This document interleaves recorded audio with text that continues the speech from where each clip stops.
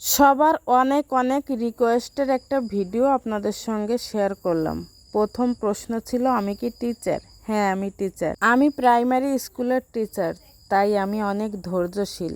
তারপরে হচ্ছে আরেক প্রশ্ন, আমি কিভাবে এত কিছু আমার চাকরি, পেজ, সংসার সব কিছু মেনটেন করি, তাই জানতে চেয়েছেন। তো চেষ্টা করব আপনাদের সামনে একটু হলেও তার তুলে ধরার জন্য। সকালবেলা রেডি হয়ে এই যে বাবুসোনাকে নিয়ে বের হয়ে পড়েছি। অবশ্য সে যাবে একদিকে, আমি যাব আরেক দিকে।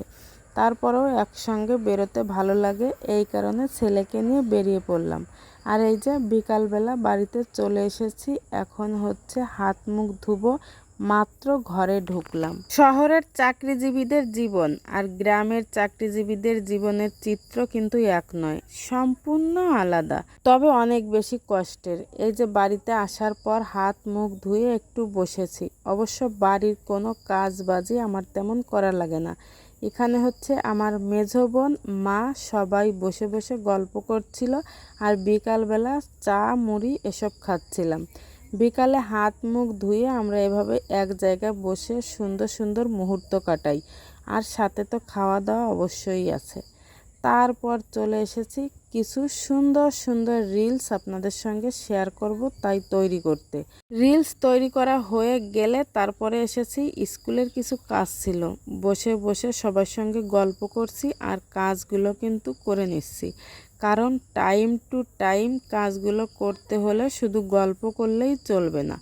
আর এই যে হচ্ছে সন্ধ্যার সময় আমার কিছু মুরগি এবং কিছু কবুতর আছে, ওদের দেখাশোনা কিন্তু বরাবর আমিই করি, তাই ওদের হচ্ছে খাবার দিতে গিয়েছিলাম। তো আমি স্কুলের কাজ সেরে মাঝে কিন্তু ছেলে কোথায় খেলতে গিয়েছে সেখানে গিয়েছিলাম, এই যে তাকে এনে বসিয়ে রেখেছি। এরপর হচ্ছে ওকে এই যে আমি পরিষ্কার করে দিচ্ছি। আমার কিন্তু ভয়েস দিতেও অনেক বেশি কষ্ট হচ্ছে, দৌড়ের উপরে থাকি। তারপরও যেহেতু এটা একটা শখ পেজ, তাই আমি পেজে অনেক কষ্ট করে কাজ করি। ছেলেকে পরিষ্কার করানোর পর এই যে তাকে এখন হচ্ছে খাবার দিব। সন্ধ্যা হয়ে যাওয়ার পর তাকে খাবার না দিলে সে একদমই স্থির থাকতে পারে না। আমি কিন্তু পেজ থেকে অনেক টাকা ইনকাম করতে পারিনি, তবে আমি একটু হলেও করেছি।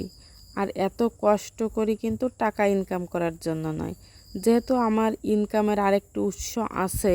এইখানে হচ্ছে একদমই শখের বিষয়ে কাজ করি, তবে ইনকাম হলে যে কষ্ট করব না এমনটাও না। যদি বেশি বেশি ইনকাম হয় তাহলে এর চেয়ে আরও বেশি কষ্ট আমি করতে পারি। এবার হচ্ছে ছেলের পড়াশোনা, কবিতা আবৃত্তি এগুলো হয়ে যাওয়ার সাথে সাথে তারপর এসেছি তাকে একটু হারমোনিয়াম নিয়ে বসাতে। সব কিছু করাতে কিন্তু অনেক কষ্ট হয়, যত সহজে বলছি এত সহজে কিন্তু হয় না।